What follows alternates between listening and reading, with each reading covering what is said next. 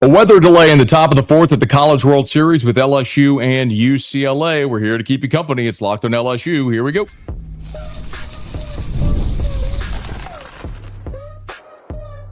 You are Locked on LSU, your daily podcast on the LSU Tigers. Part of the Locked on Podcast Network, your team every day. Okay, let's get it. It is Locked on LSU, your team every day. I'm your host, Matt Moscona. Thanks so much for making us your first listen. We're free, available wherever you get podcasts, of course, on YouTube as well. So please subscribe, as always. One of the fastest ways to help us grow is by leaving your comments below. So thank you for that. We are live in the weather delay, top of the fourth at the College World Series with LSU leading UCLA 5-3. I figured if we all got to sit here and pass the time and wait for this game to resume, let's do it together here on the Locked on LSU channel. So I appreciate you for being there. The intention here is talk a little bit about the game up to this point and what it means going forward whenever they do, in fact, resume, because given what it looks like in Omaha on the radar, a potentially lengthy weather delay here, it's very likely that Anthony Ionson's day is going to be done. So what does that mean for LSU for the remainder of this game and for Ionson for the remainder of the tournament? That's the biggest question right now. So let's run through the game, how we got up here into this point, and then what I think they do moving forward. The top of the first was just an absolute disaster. And it's unfortunate that it went that way, because it went that way really with UCLA hitting one ball hard.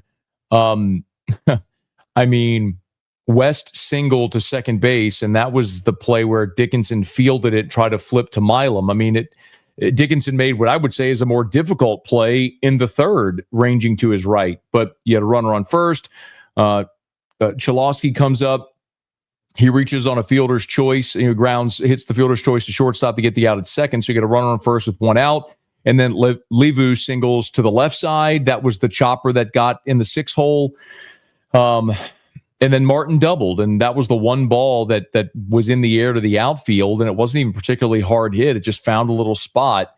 So impossibly frustrating to see that happen the way it did. Then you had the little tapper.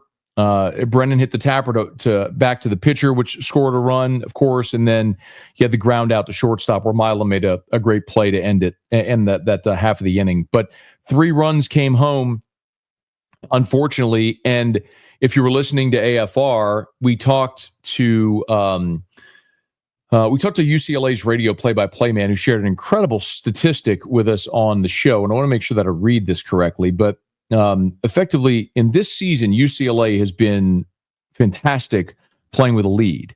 Here it is. So Nick Cope, who's the radio play-by-play man for UCLA, said UCLA is 26-1 this season, 26-1 in games when they score first. And he even noted, look, as the designated visitor, they got to bat first with a chance to get an early lead, which they did. Felt very ominous, but my goodness, what a response for LSU there in the bottom of the second inning.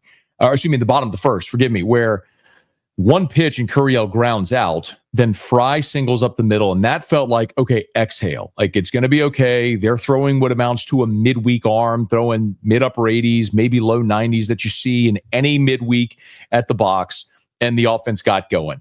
Milam singled, so you had first and third with one out.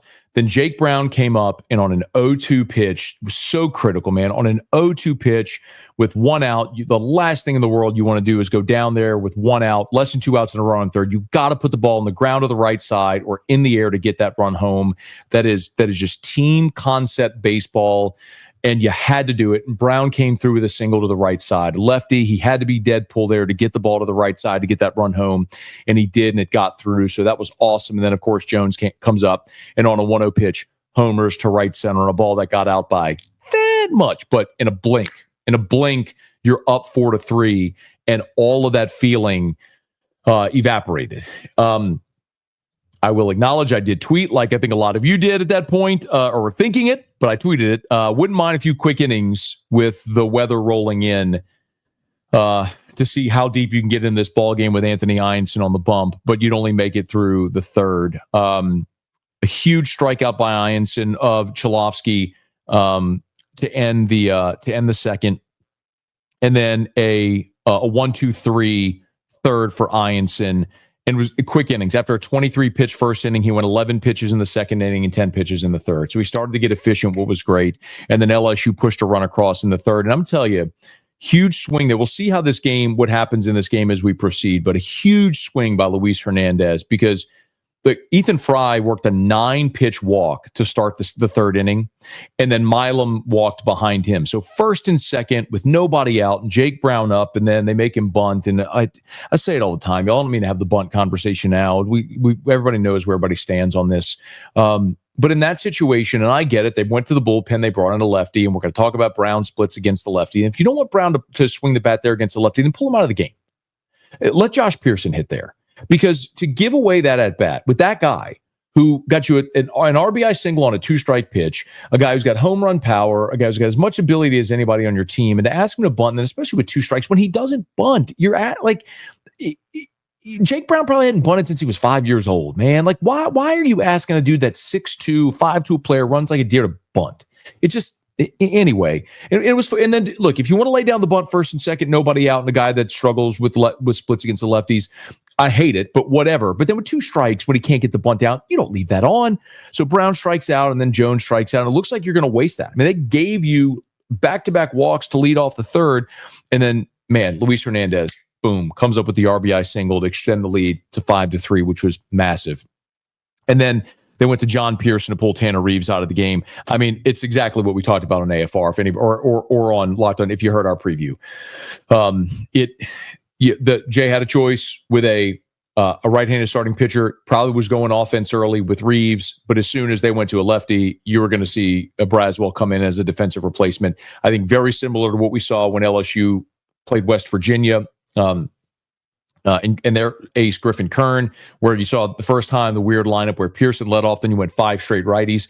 It was very clear what Jay was doing. It's like, let's get offensive early against their lefty. Let's break through against him, get him out of the game, and then you figure out from there. This felt similar with the decision to start Reeves over Braswell. So John Pearson pinch hit for Reeves. John Pearson strikes out, but that means Braswell will go in the game when they resume. And you have a 2-run lead, and you'll have your better defensive third baseman against a team that is hitting the ball on the ground. I mean, it's very clear that's what UCLA's approach is. So they're hitting the ball on the ground in the infield. You want your best defensive lineup out there. That's how it'll be for the remainder here. So what do they do with the pitching staff here? That's a gigantic question, obviously, with Reeves. With the rain coming in and with Ianson now very likely going to be scratched for the rest of the show, or the rest of the day. And now my son decided he's going to walk in here. All right. Let me do this very quickly so I knock out the elements that I have to make sure that I knock out. I'll grab one quick break here. I'll come back. I'll tell you what I think they do pitching-wise. I would love to hear your thoughts as well, so please drop the comments if you're with us here live, Locked on LSU, your team every day.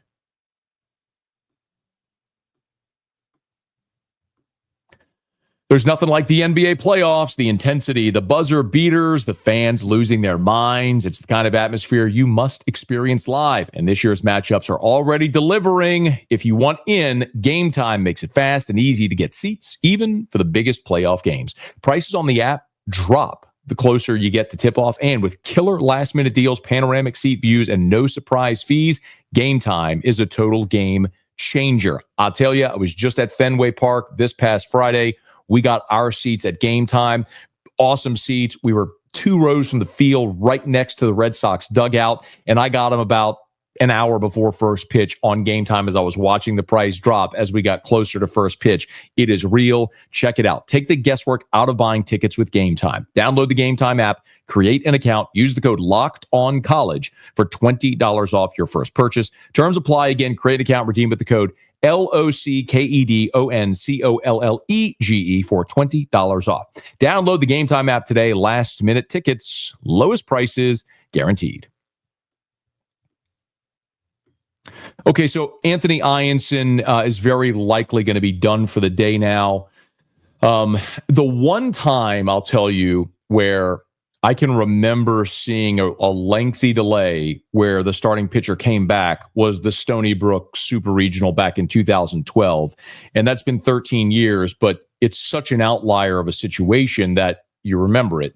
Kevin Gausman, of course, was LSU's ace. And if you remember, they had the resumption of game one, and then their 45-minute break or whatever it was between games, and then the start of game two. So Pulmonary let Gaussman go out there, finish game one in the resumption. They had the long break between, and then Gaussman started game two. And so what they did was, in between those outings, they treated it just like a game, where game one finished, and then he sat for 10 minutes, got up, and would throw like he was throwing in an inning or staying loose. He would sit for 10 minutes and then get up and throw again, like you would do between innings. So theoretically, they could do that with Anthony Ianson. They could keep him hot. And there's ways to do that with stretching protocols. You're not going to put him in harm's way at any type of way. But the real bummer here is you wanted Ianson to get you some length here in this ball game, so you could preserve everyone. Now, you have a lead, which I think does change the way that Jay is going to approach this weather delay, and how he might move forward. Because remember, you have a lead, and if you win, you get Tuesday off. You'd get Tuesday off. Ianson is, if he's shut down now, remember, Ianson is at, let's see, 23, 34. Ianson, hang on, I have it right here. I'll tell you, forgive me. Let me get this so I don't misspeak. Ianson is at number of pitches. Ianson is at 44 pitches. So 32 strikes out of the 44 pitches. He's really been on point. They just don't strike out a bunch. So 3 innings, he's thrown 44 pitches, which is a really good pace. I mean, you want to be 12 to 15 pitches per inning. And he's at 44 through 3, which is right on pace. And that's after a 23 pitch first. So he did a masterful job coming back in the second and the third and being efficient and letting his defense play behind him. Got a couple of big strikeouts as well. But in theory, I could see a scenario where if you do shut Ianson down after this rain delay, which I assume they will, if you win, you've got Tuesday off. You could throw him Wednesday, but the more likely scenario might be if you get to Thursday, then you have a decision to make. Because remember back in 2023, when you were in that situation, you got to Thursday, that's when you brought Paul Skeens back in the same scenario, right? So Skeens through Saturday, and then he had Sunday, Monday, Tuesday, Wednesday, had 4 days rest and pitched on the 5th day, which is what you do in the big leagues, is where you pitch every 5th day. So that's what Skeens did. That's what you could do with Anderson if you get to Thursday. Or you could go to Ianson. Now, Ianson would be on 2 days rest from Monday, right? He would go Tuesday, Wednesday, and then pitch on Thursday. But having only thrown 44 pitches, he would, in theory, be this amounts to a glorified bullpen. These 44 pitches amount to a glorified bullpen for Ianson. He could absolutely on 2 days ramp up and be ready to throw again on Thursday if you get to Thursday. Or if you have an opportunity on Wednesday to advance yourself to the championship series, you could use Ianson out of the bullpen there, just playing out all the possibilities out of the bullpen. And then if you win on Wednesday, right, then you'd have Thursday, Friday, Saturday for Ianson to get 3 full days rest and then get his regular rotational start behind Anderson in the championship series game 2 on Sunday, provided you make it there. But all that is contingent upon LSU maintaining this lead and winning this game. So what do you do coming out of this weather delay? Well, they wanted length. And if this was a bigger lead, I think maybe you'd have a different kind of decision to make. But if you feel really good about Chase Shores, that might be where I would go. The one thing that I could not justify doing here is running someone out there that you feel has had issues with walks and command. And at times that has been a problem for Chase Shores. That was a problem for Chase Shores against Little Rock in the regional championship when they went Newt Shores and neither one could throw a strike, which would make me a little leery about either of those guys today. So it might be a scenario where while Shores, and one of the first comments I saw said Shores, it might be a scenario where you look to Casey Evans and say, I need you to do in this game exactly what you did against West Virginia. Against Little Rock on that Monday regional final, where he came out of the bullpen and just slammed the door for 6 innings. Because if Evans could come out of this, and he's pitched out of the bullpen the majority of the season, when it hasn't been his turn, he doesn't know when he's going to take the ball and said, just go get it. It's one of those things where I think Evans would be very comfortable in this situation. He only threw 13 pitches on Saturday night. So, I mean, that's barely even perspiring.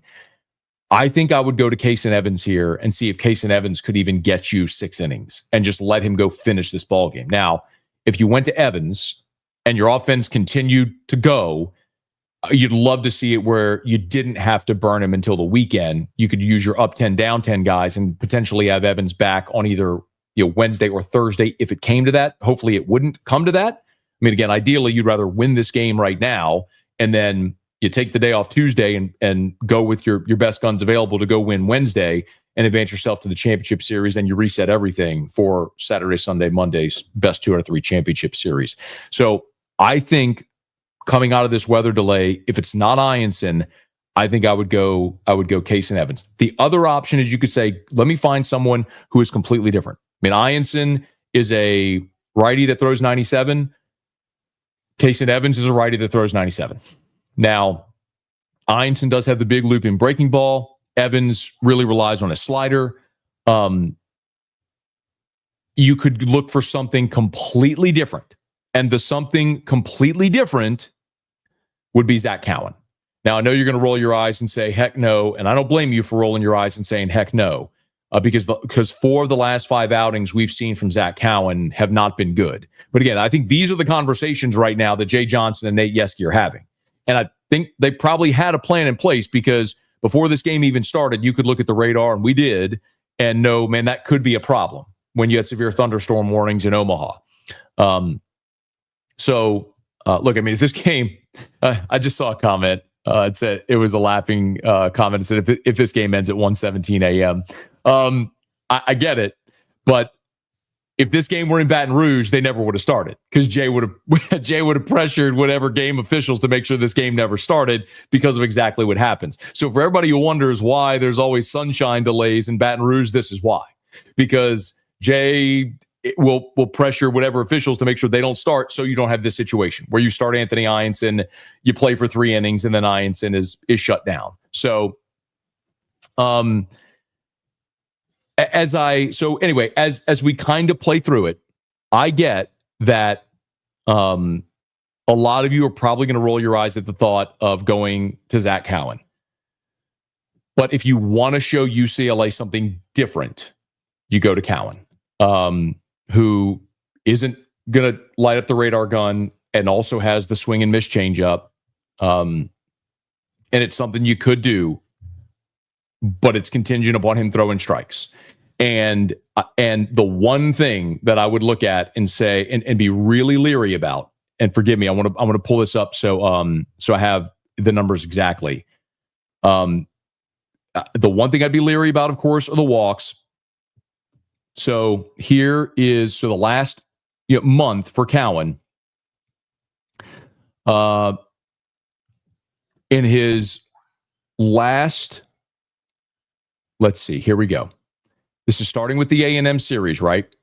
He went a third of an inning, allowed 2 runs on 3 hits. He went a third of an inning, or allowed 2 runs on 2 hits. Against Arkansas, he went 3 innings. He was fantastic. He struck out 3, no runs on 2 hits. He was fantastic. But then at South Carolina, 3 runs on 4 hits. And then the game against Little Rock, 5 runs on just 3 hits. And he walked 2. So in his last 3 outings, he's got 5 walks in 6 innings. So, that's the problem. If you go to Cowan, you have to have somebody else ready in case if he is not ready to throw strikes. This is but Sam said Cooper Williams. I don't hate the idea of going to Cooper Williams because you'd be showing them something different.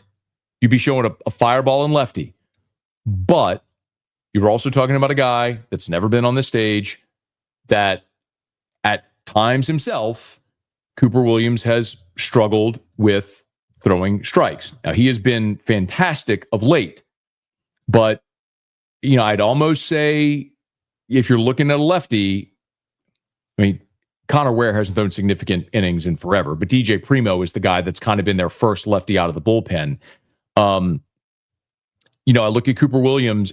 in his, he's got on the season 11 walks and 19 2/3 innings pitched. But the last outing against West Virginia, 2 2/3, just one walk. Against Little Rock, 3 2/3, just one walk. Against South Carolina, he threw an inning, didn't walk anybody. Against Arkansas, 2/3 of an inning with one walk. Against A&M, he faced one hitter, got a strikeout, no walk. So anyway, maybe that's an option if you're just looking to show him something different. I'll still say my opinion, what I think they will do here. Or, let me rephrase, not what I think they're going to do, because I don't know what Jay's going to do. I would go to Case and Evans here. I would go to Case and Evans and see if he could give you what he gave you against Little Rock. Steven said shocked if he went to Cowan. I agree with you, Steven. By the way, I'm not saying that's what I want to be very clear. I'm not saying that's what I would do or that he should do. I'm just saying that if you're trying to show them something different, right? Because you went Ianson, 97 from the right side, really good breaking ball. I like Evans. I would go to Evans.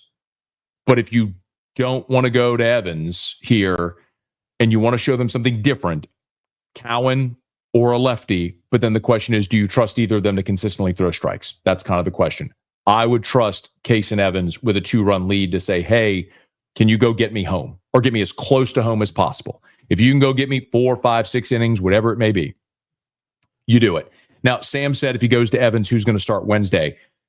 Sean, I think you're asking the wrong question. Because you're not even you consider that when you get there, right? You consider that when this game is done and you assess what options you have.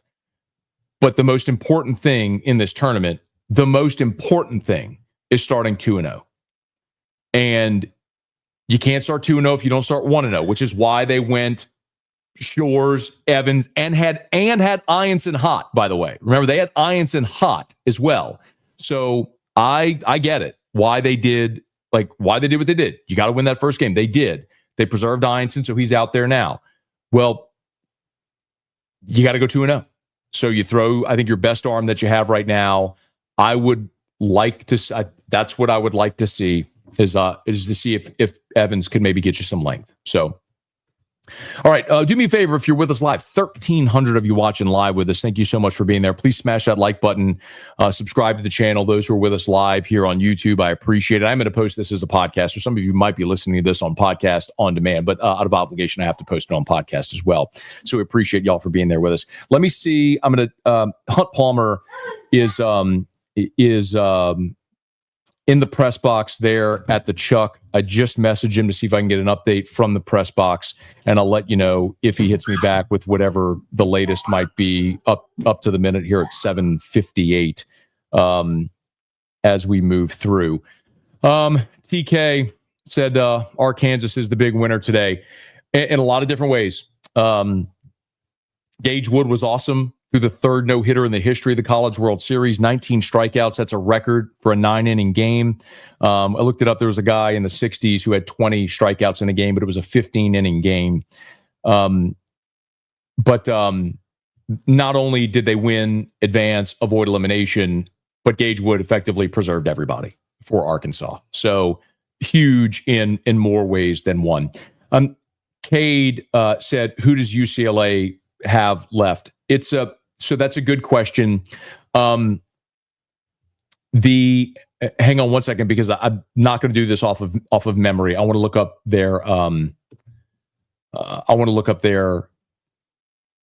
roster, because we had Nick Cope with us on AFR, who is their radio play-by-play man, and he did mention what he thought that John Savage would do in this ball game. Now, keep in mind, UCLA is already they went Landon Stump, and they went Chris Grothes. I'm not sure if I'm saying it correctly. Forgive me. I don't know UCLA's entire roster, but he did say Luke Rodriguez was a guy you could see. Easton Hawk is their closer. He is a freshman who throws 99. He's got 23 and a third innings pitched on the season. So that's another one to keep an eye on. Ian May would be the other. So Ian May has 25 appearances, 12 starts. He's primarily been a starter for him. He's a lefty, but he did pitch in relief in their first game. He's got 13. He only threw 13 pitches in relief. So he would very much be available. That's another name if they need some length that they might go to is Ian May again, who is been their number 3 guy when they've needed. So he's got again May. I'll tell you his stat line. So he's a 4.93 ERA, 25 appearances with 12 starts. He is not a big strikeout pitcher, only 47 strikeouts in 69 and a third. He's walked 25 in 69 and a third, but he's a lefty, and that's one that you could see. So keep an eye on Ian May if it goes that way. So, all right, here's Hunt. Hunt's in the press box. He said, I asked him for an update. He said, nothing. Half the people say it's fast moving. It'll be out of here. Half say we won't restart. So, so apparently there isn't a real solution right now. It's Hunt Palmer. Go watch your iPad. So, yes, go watch your iPad. This is dad life. This is what happens in a weather delay. Anyway. Okay. So apparently there is no consensus there about what the options are going to be. If they don't restart this game tonight and get this in, that would be a massive disadvantage for LSU. I don't even know what that would mean. I would assume that would mean you would finish this game tonight in the morning before the 1:00 elimination game tomorrow. Again, I don't know. I don't even want to speculate on that, on what would happen there. But again, that's from Hunt, who's in the press box. I said an update. I'll read. He said nothing. Half the people say it's fast moving. It'll be out of here. Half the people say they won't restart. So don't know what's happening there. I don't want to purport to know something I don't. So I'm just being very clear. I'm sitting here in Baton Rouge in my office. I just texted the guy in the press box. We'll see. Okay. I guess we can bounce out of here, y'all, and we'll continue to wait this along. Unless we got questions, y'all can continue to fire away. Let me do this really quickly, just so I hit all the elements that I have to hit. This will be real quick.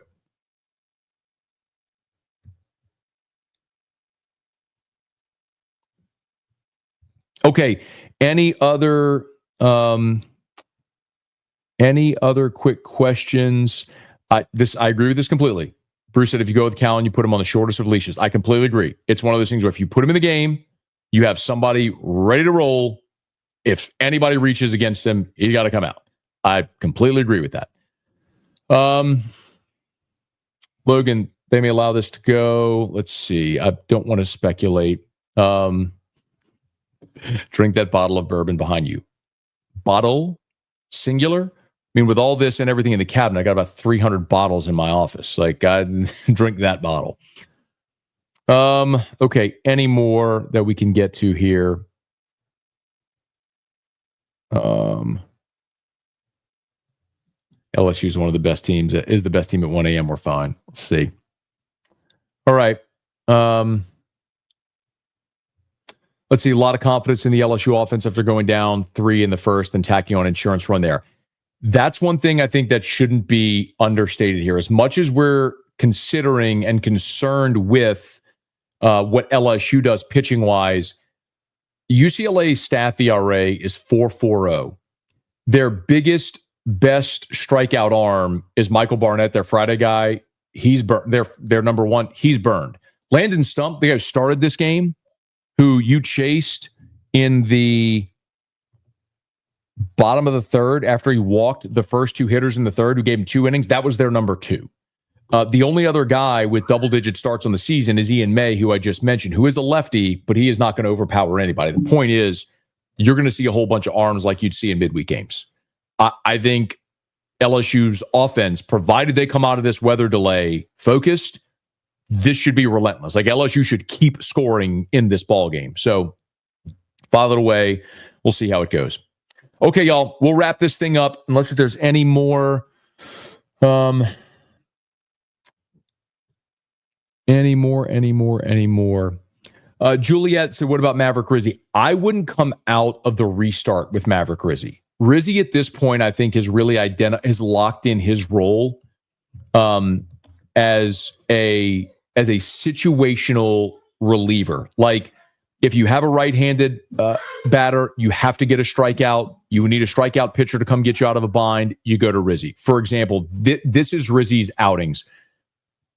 Against West Virginia, 1 inning. Little Rock, 2/3 of an inning. Little Rock, 1 inning. South Carolina, 1/3 of an inning. Arkansas, 1/3 of an inning. The other game against Arkansas, he didn't record an out. A&M, inning and 2/3. Tennessee, 1/3 of an inning. You see my point? Like, he has been more of a situational reliever to go in and get you out of a jam. Like, 2 on, 1 out, you need the strikeout, you go get Rizzi. I don't think they're going to Rizzi here. I think they're going for someone who can give them length. Again, my opinion that I would like to see them do here is come out with Case and Evans and see how deep he can get you into the ballgame. That's provided they don't go back to Ianson. But again, at this point, haven't heard anything about what they might do there. So Cody said, I know Ware has command issues. Oh, I'm sorry. Here it is.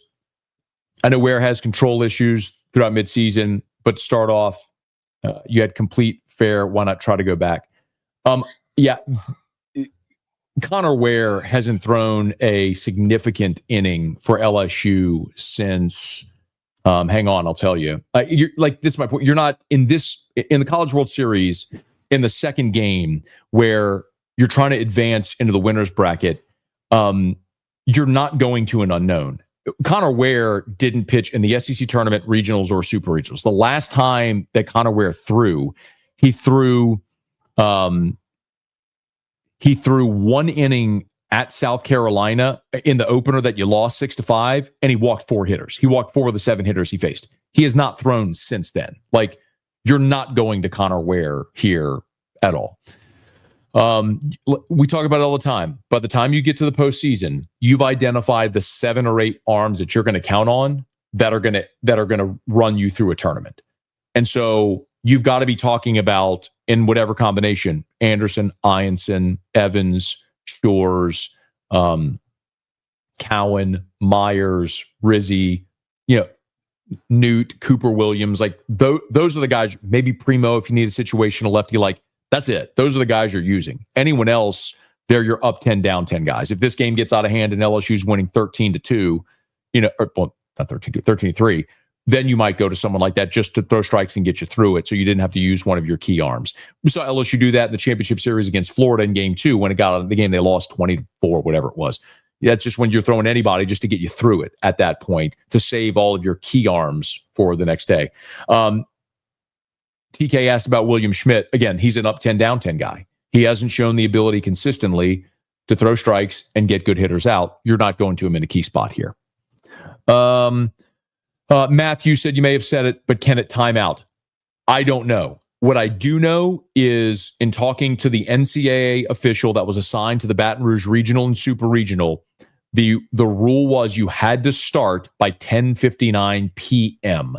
So I don't know I do not know if that, candidly, do not know if that rule, let me ask Hunt, he's there. I don't know if that rule changes. Is there a limit for restart? We'll see if he answers this here for us. But I do not know the answer to that. Quinn Yates, who would pitch Wednesday if we win? Quinn, it definitely depends on what happens in the remainder of this game. I think we were all hoping, expecting, assuming that Anthony Ianson was going to pitch deep into this ball game. You'd have a lead and finish it off. Now, I mean, I could argue Case and Evans could start for you on Wednesday, but what if you come out of this delay with Case and Evans, and you say, go win this game, go 6 innings and win this game for me? If that's the case, we'll see. Let's see. Hunt said, I asked around a little. No one's sure. I'm not sure who the person to ask is. Need to find an NCAA rep. Well, I can actually probably find out. I know the person to text. Hang on. Do you know if there is a deadline for the restart? ? I'll just say it to you this way. I think this person would know. We'll see if this person replies to me. No, it's not ChatGPT. I did not ask ChatGPT. Y'all are crazy. All right.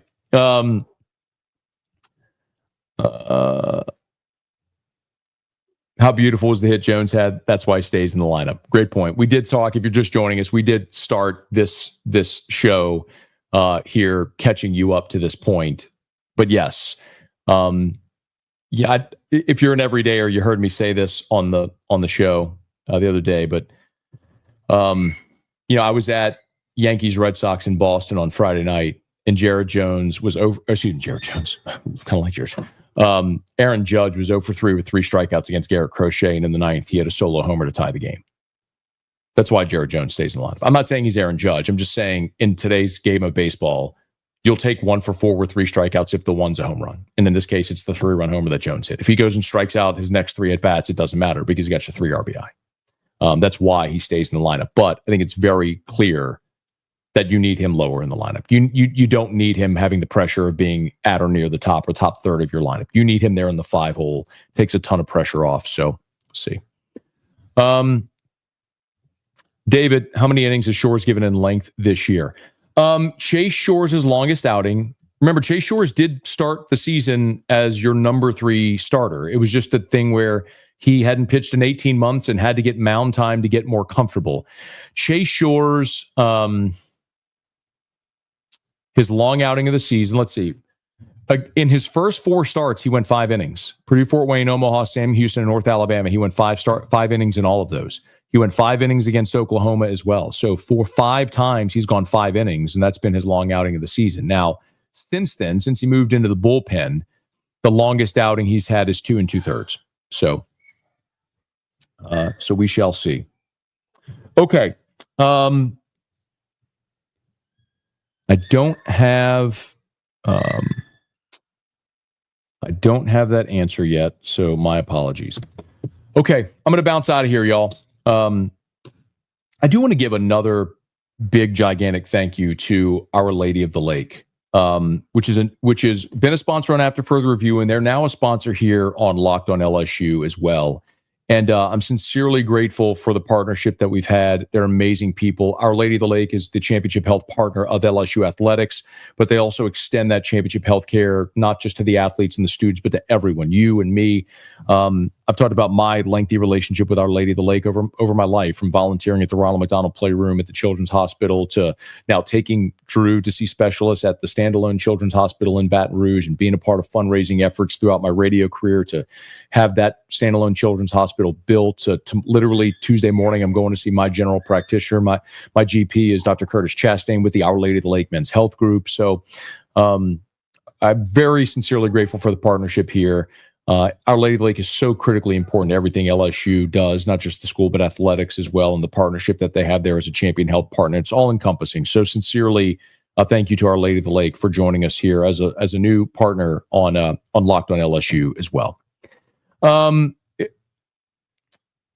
Chris is asking about Anthony Einstein being shelved. A little late to the party. That's no worries, man. We spend the bulk of the show talking about options here, but very likely. The longest outing that I've seen someone sit and return was when Kevin Gausman did it in the 2012 Supers, where he started the resumption of game 1. There was the 45 minutes between games, and then he started game 2. So, and they just treated it like an up and down. They'd have him sit for 10 minutes, get up and say hello, just like he was doing between innings. So anyway, Cody, not to get you on the bunt soapbox, but having Brown bunt there was dumb. I know it isn't like the splits. Not a fan of starting Reeves just because pitching should have kept Braswell in. Well, I think, just my opinion, and we'll see what Jay says after the game. I think it's pretty obvious what Jay was doing with Reeves. He was against that righty. He was loading up the lineup with lefties early to try to get an early lead and then make a defensive replacement, which as soon as they went to the lefty, John Pearson pinch hit and Braswell's going into the game. I could argue you'd flip it and say that in a game where there probably wasn't going to be a lot of offense. You want to have your best defensive lineup out there. But so the decision he made, listen, Braswell's coming in. You got a 5-3 lead. No harm, no foul. I agree. I agree with you on bunting Jake Brown. I would never have Jake Brown bunt, period. I mean, just he's one of your best offensive players. They went walk. I understand they changed pitchers, brought in a lefty. But if you don't want him to swing, then pinch hit for him. It's just, I don't get it. But you're right. We don't need to get on that soapbox. Okay. We'll bounce out of here. Thanks so much for being there. Hey, we will be live as soon when the game resumes. Assuming the game resumes, we'll be live right back here. So please come on and join us. Hey, do me a favor. Please, if you haven't done it yet, I promise this matters so much for the success of the channel. Please smash the like button, subscribe to the channel, hit the bell so you're notified when we go live. And this will be on podcast as well. So if you prefer to listen to us on podcast, just subscribe to Locked on LSU on your favorite podcast app. We appreciate it greatly. Okay, whenever the game resumes, we'll be watching, and as soon as the game goes final, we'll be back here on Locked on LSU. It's your team every day.